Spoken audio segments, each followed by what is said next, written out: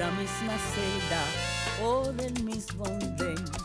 Con dos que alcancen el tope de la subasta, con dos que bailen sin casa en el mismo tren, con dos que resulten ser de la misma casta, solo con dos que entre tantos ecos se digan quién, con dos que se nos parezcan en la canasta, con dos que tengan el alma como de 100, con dos que se quieran bien, con dos que se quieran bien, con dos que se quieran basta. Muy buenas noches. Estamos en Con dos que se quieran tres, es decir, tercera temporada, ahora aquí desde los históricos estudios de Legrén. Mi invitado de hoy es una persona que ha sido a lo largo de todos sus años de carrera un héroe para mí y para muchísimos cubanos. Campeón olímpico, campeón mundial, recordista, todavía hablaremos de eso en el camino, en salto de altura, y además debo decir a favor suyo que es una persona que nunca dejó de ser humilde, que nunca dejó de ser de pueblo, que se para y saluda a los niños, a las ancianas, y tiene una estatura que no se puede confundir entre nadie. Mi amigo, mi héroe, repito, Javier Sotomayor. Ay, mi socio, carajo. Qué alegría tan grande, qué alegría tan grande. Tú no sabes el privilegio que es para mí y para todo mi equipo que tú estés con nosotros. Ahora cuando llegaste, todo el mundo, los que no te habían visto en persona, me dicen, pero es altísimo. Entonces la pregunta, ¿por qué no jugaste baloncesto? ¿Por qué no aprovechaste ese tamaño? Dentro de mis deportes favoritos está el básquet. Lo fue cuando en un principio y lo es hoy en día todavía.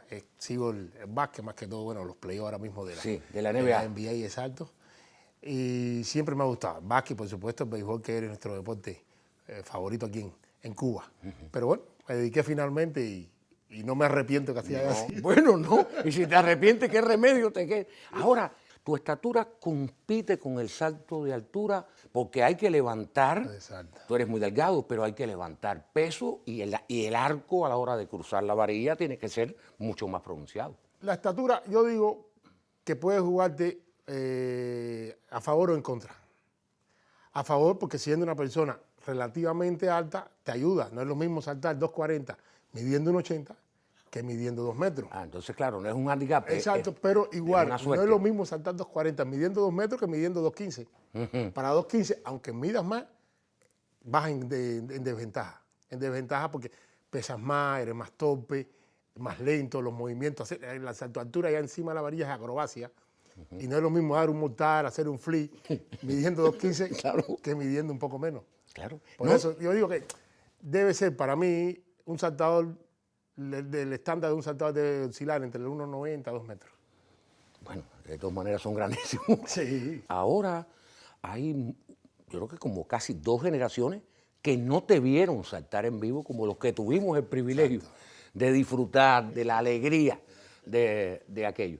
Pero tú tienes una orquesta de salsa. Me enteré cuando la fundaste. ¿Cómo anda eso ahora? Porque tú eres salsero. No, a mí siempre me ha gustado la música. Siendo yo atleta, tuve tengo muchas relaciones con muchos directores de agrupaciones de salsa y con los músicos, por supuesto. Yo en el año 2001, yo por una lesión que hasta no me dejaba tener mi mejor resultado, de hecho yo saltaba antes con 9 pasos, después con 7 y terminé esa temporada saltando con 5 pasos, ya sabía que no iba a saltar mucho más y ya tenía en mente retirarme ese año. Y antes de retirarme ya tenía también en mente hacer un grupo musical. Iba a caer como un stand-by, que no sabía lo que iba a hacer, como que no estaba todavía preparado para ser entrenador. Y dije, en lo que decida que voy a hacer un grupo musical. Y se me ocurrió el nombre de Salsa Mayor, que tiene que ver un poco con mi apellido. Mike en aquel entonces era mi director musical. Y ya finalmente decidimos entre ambos de que él se quedara al frente de la agrupación en forma total. Pero tú sigues de asesor. A ver, no, en cualquier cosa que me pida que yo lo ayude, por supuesto estoy ahí, pero ya. 100% quien lo lleva es Michael Blanco, desde hace muchos años. Claro, porque hubo un tiempo en que tú tienes una lesión ciertamente importante. No, yo lesiones dentro del deporte, cuando todavía no había decidido retirarme activamente, tuve varias lesiones. La más grave fue en el año 96, cuando la Olimpiada de Atlanta. Yo estuve 8 meses sin poder dar un salto. Y esos 8 meses, por supuesto, lo que me dediqué a mi total rehabilitación, porque yo sabía que podía seguir. Que podía seguir. De hecho, mi objetivo era, se lo comenté a mi entrenador, a mis amistades, a mis familiares, que si el próximo año en el Mundial de Atenas yo no ganaba, me iba a retirar. Mi entrenador, por supuesto, por nosotros, mira, entiende, a lo mejor puede coger plata porque puede algo suceder, o el contrario, porque hay contrarios, pueden hacerlo mejor que tú. Yo dije, si no gano, me retiro. Para suerte mía gané y pude estar unos años más. Bueno, ya, pero sí fue lo contrario en el 2001. Ya la edad, yo iba a cumplir, ya tenía 33, iba a cumplir 34 años en esa temporada. Y ya, mejorar con 35 años es bien difícil en el atletismo, salvo algunas otras disciplinas. Yo recuerdo tu estado de nervio y tu concentración para dar un salto. Yo te recuerdo muy claro, mirando, pensando, caminando, quedándote. A veces me daba la impresión de que estabas muy nervioso, a veces me daba la impresión de que estabas calculando, contando. ¿Cómo era el momento ese en que ya tú llegas al estadio, ya está ahí, ya hiciste el primer salto, que es donde tú ya te vas dando cuenta de por dónde va la... Digo, ¿cómo funciona? Me imagino. Estás mirando al resto de los competidores, por dónde van, cuánto tengo que saltar, cuándo pides la varilla. Tú pides la varilla, tu entrenador pide que la suba. No, la varilla, la parte técnica, ya se discute previo al evento, la competencia. De cómo va a ir la varilla, en qué altura va a empezar, con qué, cada cuántos centímetros se va a subir. Los primeros centímetros, por lo general, las primeras alturas se suben cada 5 centímetros. Luego, cada 3 y finalmente cada 2. Hoy, en el tiempo mío, como habíamos más saltadores de nivel, la altura comenzaba más alta y más que todo, supone, empezaba en una Olimpiada Mundial cada 5 centímetros, casi hasta 2.30. Después que era cada 3. Hoy en día, ya de 2.20 es primero cada 4, después cada 3 centímetros y finalmente cada 2. Nunca puede ser cada 1 centímetro. Lo mínimo son 2 centímetros.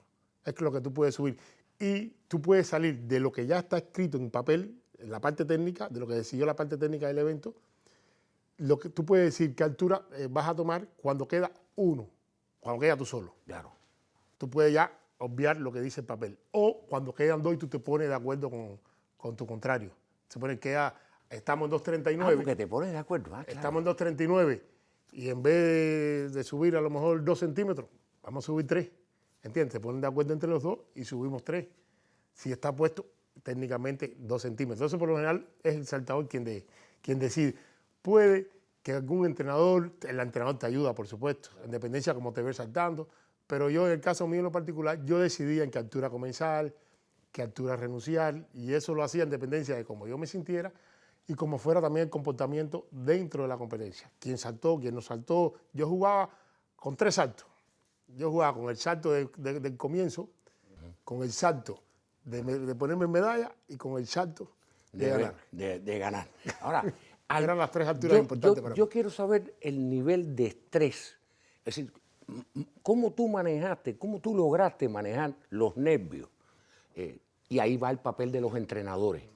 A ver, mi entrenador siempre me decía hoy, tienes que estar seguro. Eso es lo primero. Tienes que tener seguridad en ti total. Lo que no te puedes confiar de nada. ¿Entiendes? No puedes como echar a perder una competencia porque esto yo lo gano fácil, así no. Pero sí siempre me inculcó que tenía que estar seguro en todo. Y yo tuve esa responsabilidad tal vez de bien temprana edad. Yo ya con 16 saltaba 33, estaba entre los mejores del mundo, con 16 años, que bueno, en el actual récord mundial para la categoría cadete.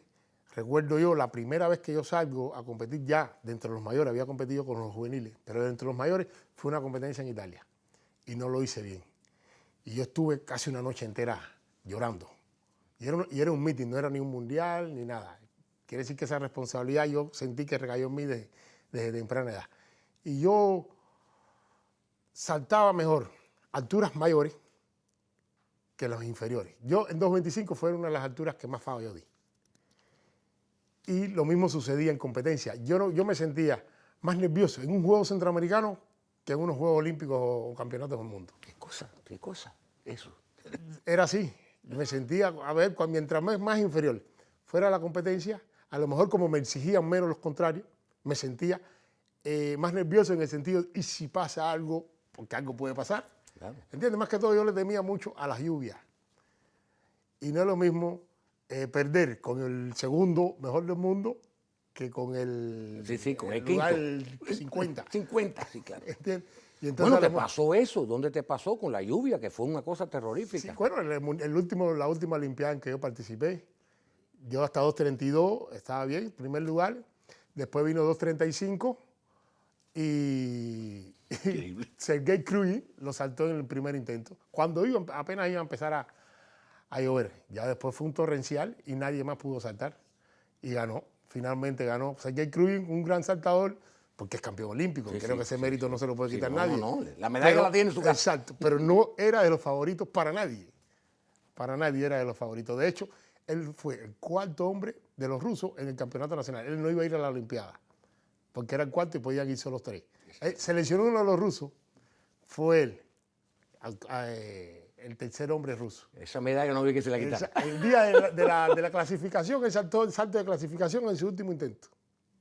Es decir, que se clasificó por los pelos. El día de la final 2.32 igualmente saltó 2.32 en su último intento. Y luego 2.35, cuando iba a empezar a llover, saltó en el primer intento y nadie más lo pudo saltar.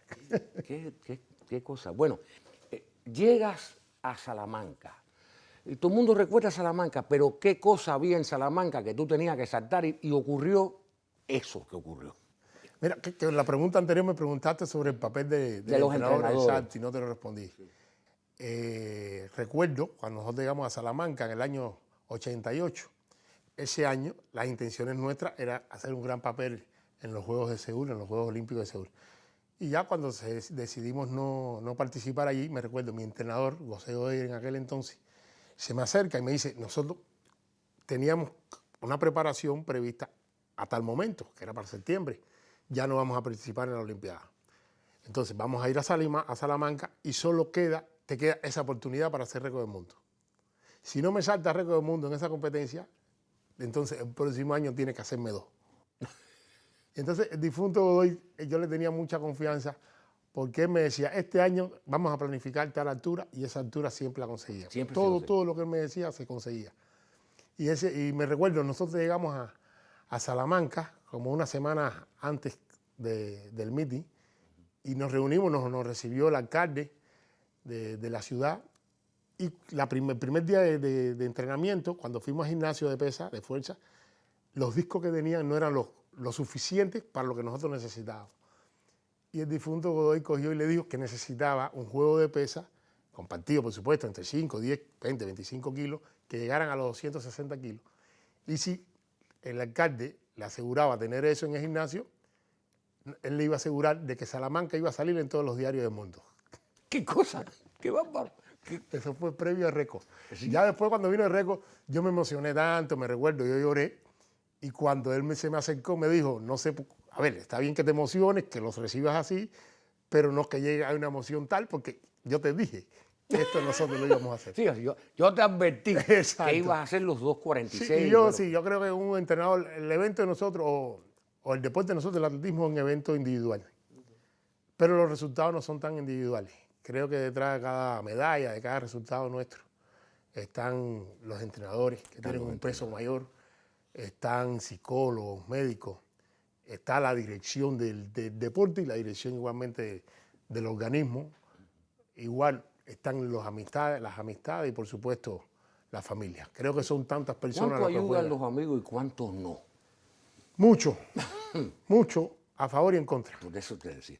Porque yo era de los atletas que cuando alguien desconfiaba de que yo no podía lograr algo, yo por demostrar que sí. Creo que venía un esfuerzo extra. Por eso yo le agradezco a ambos bandos. Ahora, las Olimpiadas sufrieron en un momento determinado una serie de suspensiones por asuntos evidentemente políticos. Quiere decir, los Estados Unidos boicotean las de Moscú, después entonces se boicotean las de Los Ángeles, fue después, ¿no? Y después se boicotea Seúl, Y esos son ciclos olímpicos donde ustedes no participan. Exacto, sí. ¿Cuánto tú sentías hoy, mirando hacia atrás, si hubieras competido en Los Ángeles, si hubieras competido en Seúl? ¿Tú crees, así en tu sueño, que esos 2.46 de Salamanca hubieran subido a 2.47, a 2.48? En el caso, mira, los Juegos Olímpicos, en el caso del salto de altura, es muy difícil hacer un récord. Se ha hecho, pero muy pocas veces. Y por lo general, quien lo ha hecho no ha sido ni el favorito. ¿Entiendes? Pero el objetivo de una Olimpiada es ganar. Más que todo, lo que pienso es que de haber participado en esas dos competencias, en esas dos Olimpiadas, de esas dos, con seguridad, por lo menos una medalla hubiera ganado. En el año 83 las posibilidades eran menores. Yo tenía 2.33, tenía 16 años. Eres un bebé. Pero las posibilidades reales de estar en podio existían, porque se ganó con 2.35, la plata fue 2.33, mi marca personal, y 2.31 fue bronce. Ya luego, en el año 88, si era todo lo contrario, las posibilidades no de estar en podio, sino de ganar, eran más reales aún. Yo había ganado casi todas las competencias del circuito de Grand Prix, hoy se llama Liga Diamante, en aquel entonces se llamaban Grand Prix, y no solo que había ganado, sino que también había hecho récord del mundo, y el récord del mundo lo hice días, un 8 de septiembre, y la final fue una semana después. El salto de altura quiere decir que estaba en óptimas condiciones. Qué bárbaro. Y la diferencia para ti como atleta, tú también eres recordista bajo techo. Exacto. ¿Qué diferencia hay? En el caso mío, en lo personal, me gusta más saltar al aire libre cuando las condiciones del tiempo son óptimas. Si está lloviendo, por supuesto. Sí, si está lloviendo y si el viento... O hay mucho viento, mucho frío. Hay europeos, o en la gran mayoría de los europeos, tienen sus mejores resultados en pista cubierta. El invierno ya comienza temprano. Ellos se entrenan en esa superficie, porque son superficies totalmente diferentes. Y ellos empiezan ya desde octubre, noviembre, diciembre, enero, bueno, todo casi un semestre, saltando sobre esa superficie. Y esa superficie es como saltar en un tabloncillo de básquet, de voleibol, algo así, que hay que cogerle el tiempo. Es como un gimnasta. Saltando nosotros, yo con un gimnasta, desde una cuña, el gimnasta le va a sacar más provecho, porque lo sabe hacer mejor. Claro. En este caso es lo mismo. El europeo, como se entrena en ese tipo de superficie, le saca más provecho que nosotros. ¿Cuál es el clima mejor para ti? Una primavera, pero en primavera no están los torneos europeos, que son los mejores torneos del atletismo. Más bien están en el verano. Y hay veces que golpea también mucho calor, porque la disciplina de nosotros demora mucho.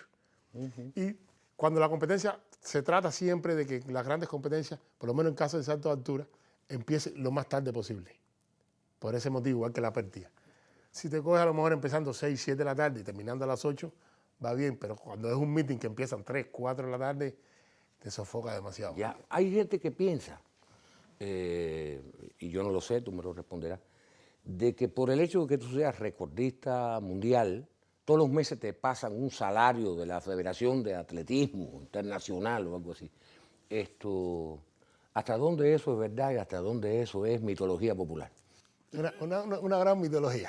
Yo llego a todos los lugares y me dicen que yo soy millonario. Porque no sabía. Sí, a mí me han hecho cálculo de lo que me pagan por el récord mundial, de lo que me pagan por el récord mundial al aire libre y el bajo techo. Sí, los dos. Lo que me paga el premio Príncipe de Asturias. Y me han hecho varios cálculos que a mí la mensualidad mía es bien alta. No, evidentemente. Es como para ir a vivir para tu casa. Y unido a eso, ayudó ahora la revista, hace unos años, la Forbes, que habla sobre los millonarios. Ah, sí. Aparece en la revista Millonarios de Cuba. Y aparezco yo. Madre mía. Entonces, suerte que vivimos en Cuba. Sí, claro. Pues si hubiéramos vivido en otro país, igual alguno de mis hijos, por tal de buscar, sacarme algún dinero, y el millón no sé dónde lo iba a sacar. Sí, no, porque tú sabes que la gente piensa... Ahora hablaste del premio Príncipe de Asturias y tú estuviste en esa competencia con gente muy importante. Yo recuerdo a Carl Lewis, que fue uno de los finalistas. Fue uno de los finalistas de eso. ¿Te sorprendió que te lo dieran? ¿Realmente te sorprendió? Sí, me sorprendió. A ver, no que yo haya sido nominado entre los posibles candidatos, entre los candidatos, exacto. No, y además había roto el récord mundial en España. Eso ayudó mucho, por supuesto. Claro. Pero ahí dentro habíamos varios candidatos. De esos varios candidatos se van resumiendo cada día van quedando menos. Y al final me recuerdo estaba Mónica Seles, Imagínate tú. estaba Michael Jordan y Carl Luis. Yo ni pensar en eso. Tú dijiste, pa' tu madre, me Sabía come. que estaba dentro de los 4, ya para mí ya eso era un orgullo. Y yo me recuerdo en aquel entonces, el vuelo a Cuba salía más temprano de lo que sale hoy en día y nos íbamos al aeropuerto. Y llegando yo al aeropuerto, veo varias cámaras que vienen a acecharme. Y ya cuando yo veo muchas cámaras, periodistas y tal, digo, oh, parece que gané. Parece que gané. Bueno, ahora creo que no se llama ya príncipe de Asturias, se llama princesa, ¿no? Exacto, porque Felipe ahora pasar a ser rey. Claro. Entonces el premio se llama le pasó Princesa. Princesa de Asturias. Ya, exacto. ok. Yo en España, desde el año 84 hasta la fecha, hoy aún, nosotros nos entrenamos casi el año entero. Nosotros tenemos España casi como nuestra segunda casa, porque ahí es, no digo, reitero, no solo yo, Javier Sotomayor, sino todos los cubanos del atletismo. Desde el año 88 nosotros nos entrenamos entre Guadalajara, Alcalá y Coslada, cerca de Madrid.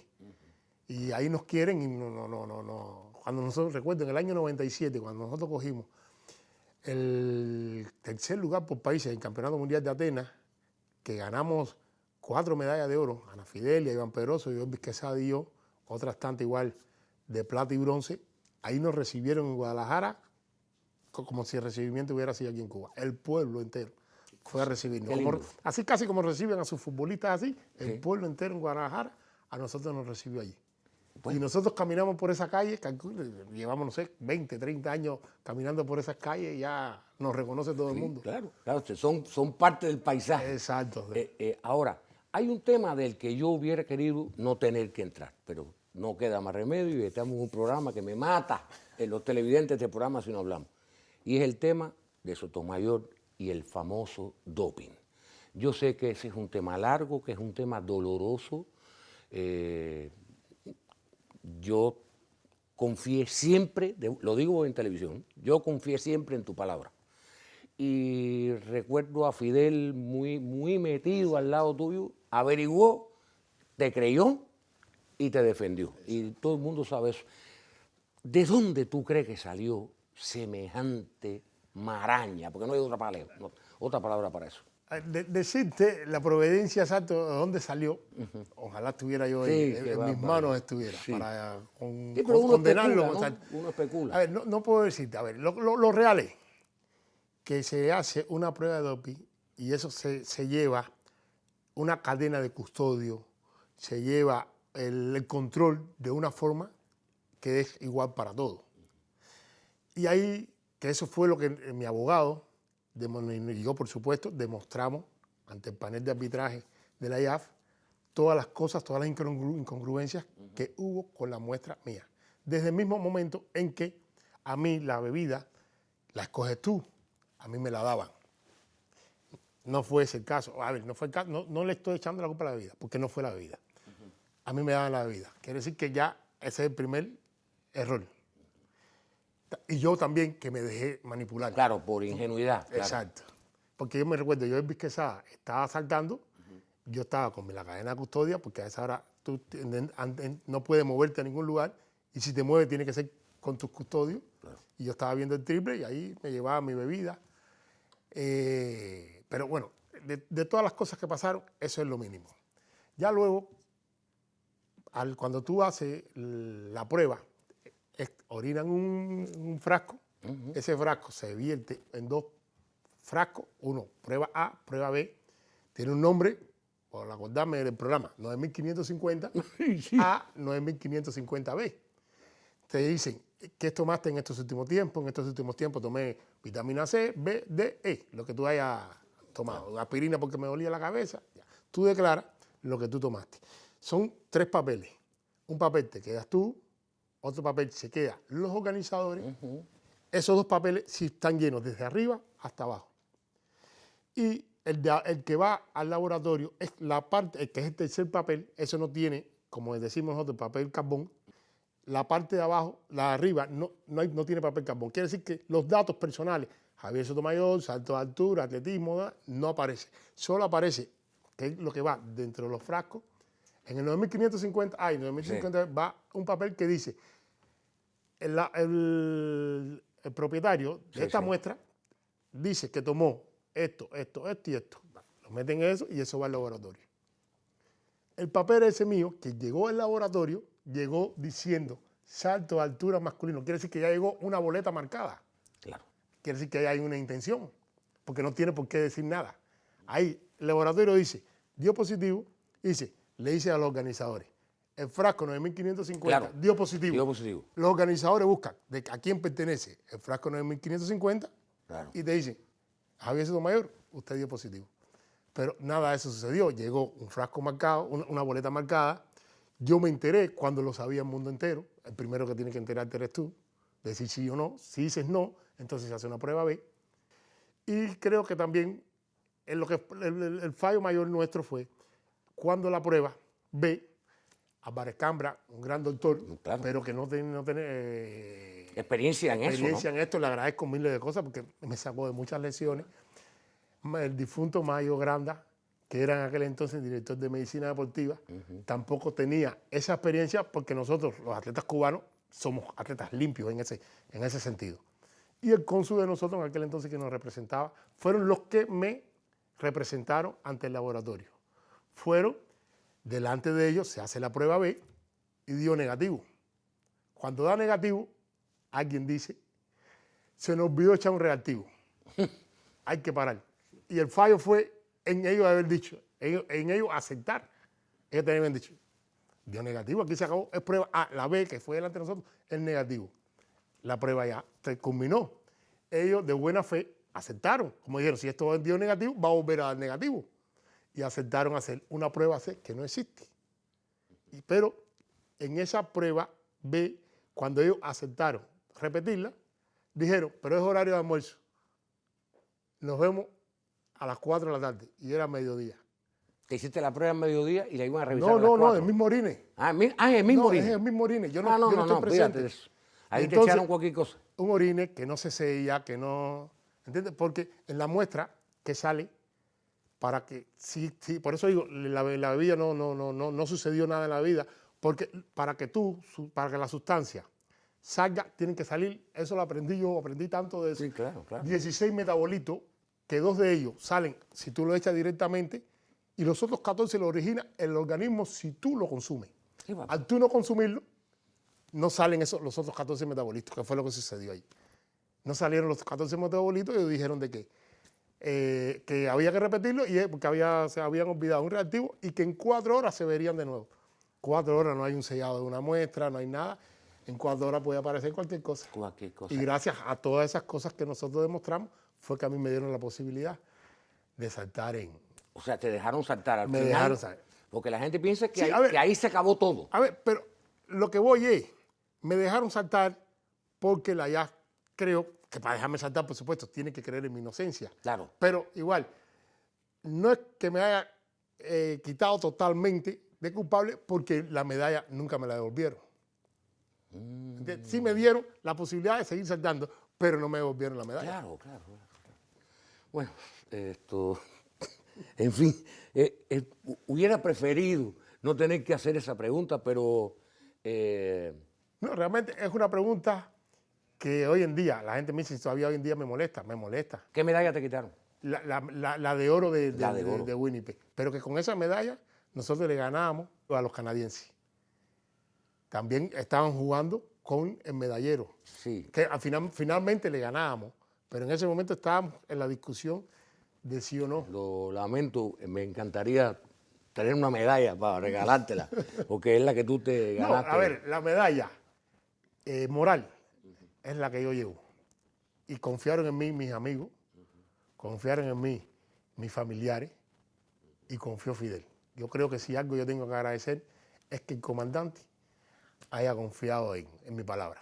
Y, por supuesto, con toda seguridad, él tuvo que haber indagado No sé si- y hecho una guerra que creo que el que yo haya podido saltar en Sydney fue gracias a la guerra que él dio. que él dio. Que él protagonista, digo, fue su presidió protagonista, exacto. de alguna manera. Bueno, a ver, hay una historia de cuando un tío tuyo tuvo que ver con un cronómetro. O sea, ¿cómo es la historia de ese cronómetro que llega a tu casa? No, el tío mío en aquel entonces, él fue director del Linden Limonar y tenía en casa un cronómetro.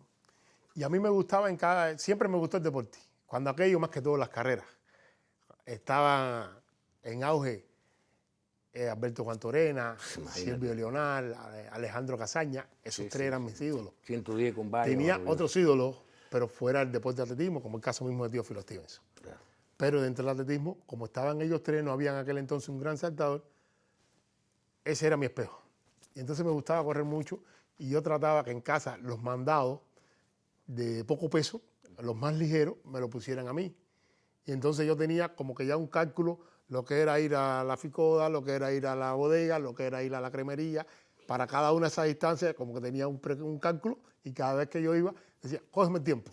Y yo iba corriendo a esos lugares y viraba corriendo. ¿Cuánto hice? Y ese era Más bien fueron prácticamente mis primeros pasos o mis inicios en el deporte. Tuvieron que ver con ese cronómetro que tenía tu tío. Que tenía mi tío en casa. Bueno, en fin. Yo veo que tú podías ser un buen narrador, comentarista deportivo. O sea, ¿te gustaría narrar el atletismo en unas Olimpiadas? Pues tú te lo ganarías. De hecho, no es que narrador como tal, no, porque no me he preparado para eso. Pero sí, algo así como comentarista. Comentarista. Ayudamos nosotros, yo estuve en la Olimpiada, de hecho, en la última Olimpiada, en 2016, Sí. contratado por 2 canales, por TV Globo de Brasil y por Claro Sport de México, donde nosotros, Carl Luis, Marespín, Nadia Comaneci, varios grandes atletas de diferentes deportes, Michael Johnson, Santos, terminando cada jornada, nos reuníamos a hacer un resumen de lo que había sucedido ese día. Y fue una experiencia para mí muy bonita. Por supuesto, cada día llevaba su preparación y me ayudaba mucho. El programa ese de la noche me ayudaba mucho para los comentarios del otro día en la mañana.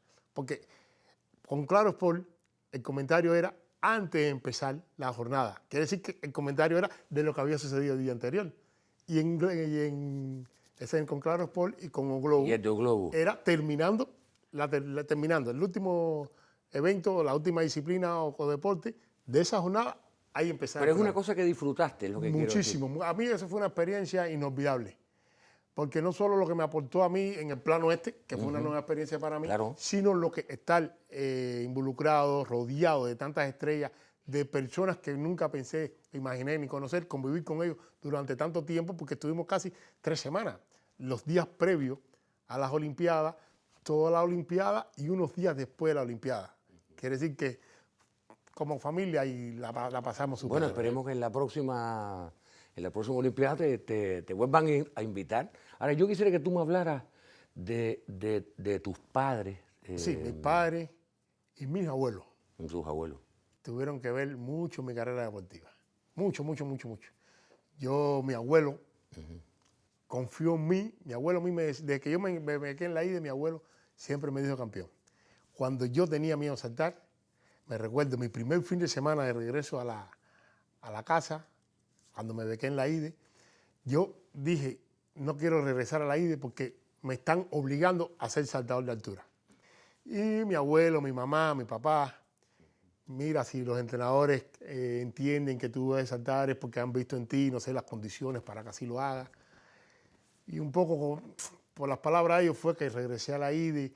Cuando yo di mis primeros pasos ya a cosechar éxito, cuando empecé, cuando yo le llevé mi primera medalla a casa, mi abuelo puso un clavo en la sala y puso una medalla.